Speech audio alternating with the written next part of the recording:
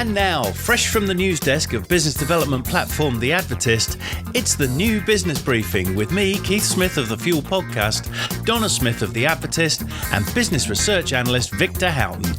Each show will bring you 10 minutes of news, insight, people moves, tenders, and market reports on one of 24 different sectors, all designed to help you in the new business community stay informed and at the top of your game. The clock is ticking, the bell is rung, so let's get going with the new business briefing. Brought to you by The Advertist. Hello everyone, I'm a Smith called Keith, and you may have heard from me before on the new business podcast Fuel. But what you haven't heard is any of my colleagues before, so let me introduce them to you. Riding shotgun with me, literally, is my wife, co-producer and representing The Advertist, a Smith called Donna. Hello Donna. Hi Keith. So, quickly sum up your normal day-to-day job. Well, I'm the editor of The Advertist. I oversee the data team and make sure that we have an excellent product for our clients every day. Good stuff. Excellent. And we thought this would be a good idea to give you all in podcast land a little bite-sized show for news, because now everybody's working from home a lot more. The uptake of podcasts is a lot more prevalent, and we thought it'd be a good idea to give you some headlines and some news information from The Advertist. Now, in a few minutes, beaming in live from London is our great friend and desk research wizard and qualified librarian, Mr. Victor Houghton. Each show will be looking at a different sector and providing you out there in new business land a helicopter view, or 10,000 foot. Do helicopters do 10,000 feet? Don't know. Anyway, view of a sector. And now we've got the introductions over with, let's dive straight in with our first one, which is Food and drink.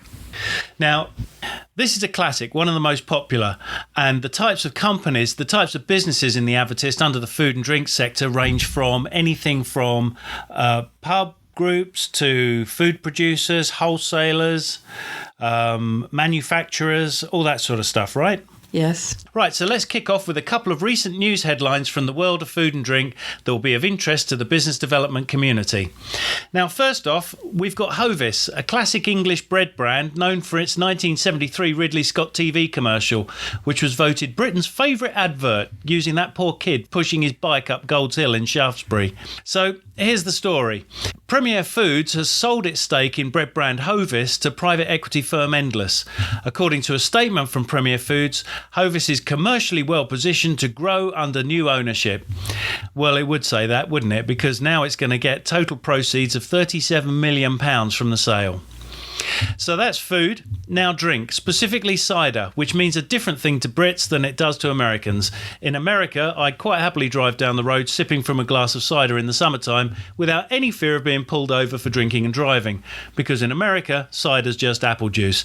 But in the UK, cider is scrumpy, it's booze, it's the Wurzels, it's pleasantly pissed on a summer's afternoon.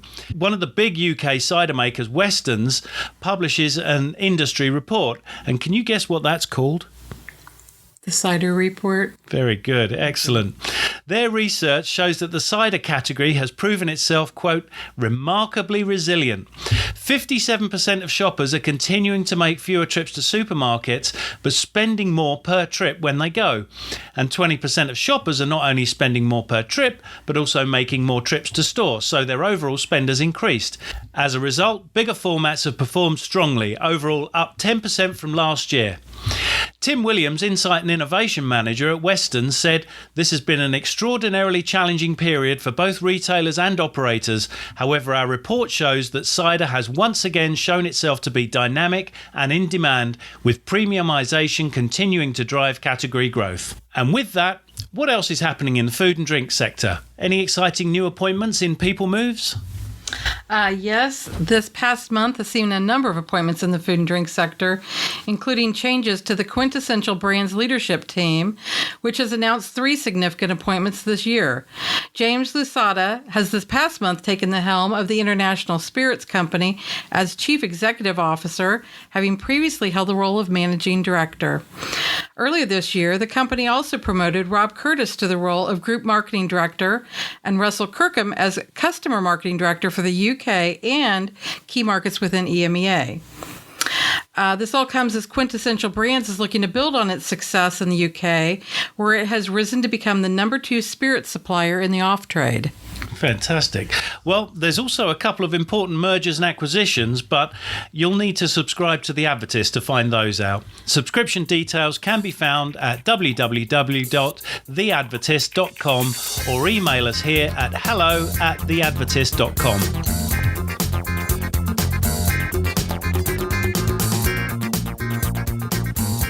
So now we cross over to Vic Houghton, our research lead.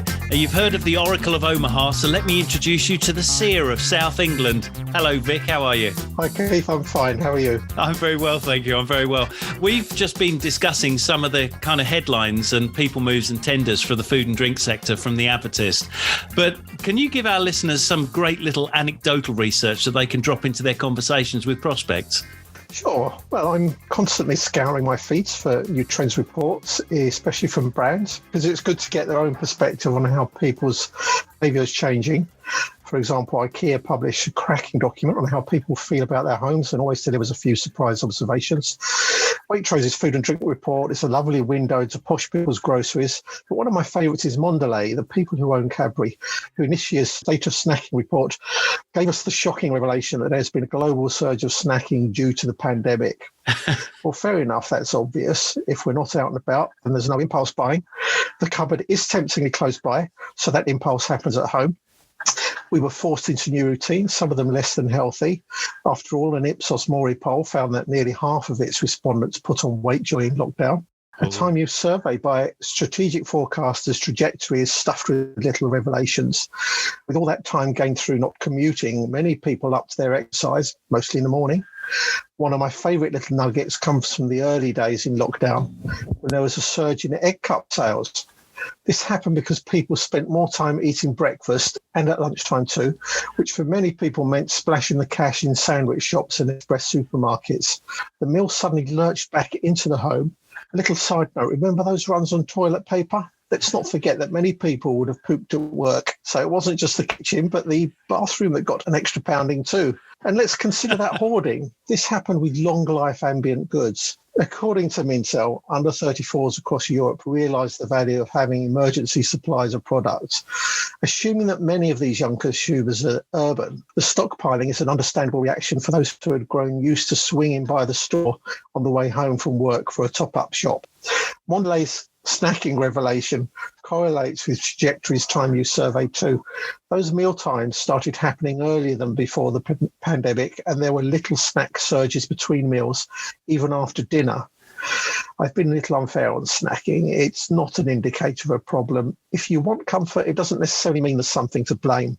And the word cocooning is often used by trends people to describe the elevation of the home to a refuge, the ultimate comfort zone that can be as connected or disconnected from the world as we please. Working from home is more associated with joy than with anger, fear, disgust, and sadness, according to Foresight Factory's data, which tracked moods between March and October. A quarter of British full-time workers expect to work home more after the pandemic compared with before. That amounts to a lot of extra joy at home.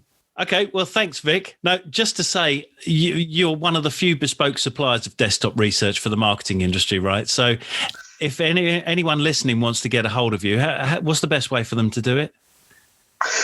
Either by direct email, so that's victor.houghton, that's spelled HOUGHTON, at vhinsights.com, or just go directly to vhinsights.com and you'll see my contact details on there. I'm always on LinkedIn as well, so I'll take messages from there too.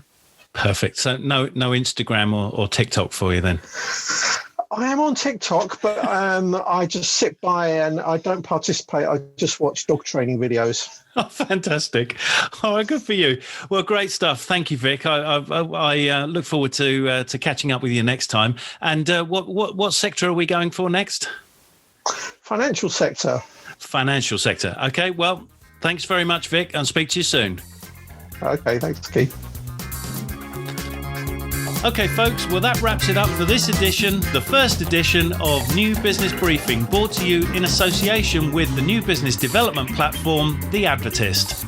Bye, everyone, from me, Keith Smith. And Donna Smith.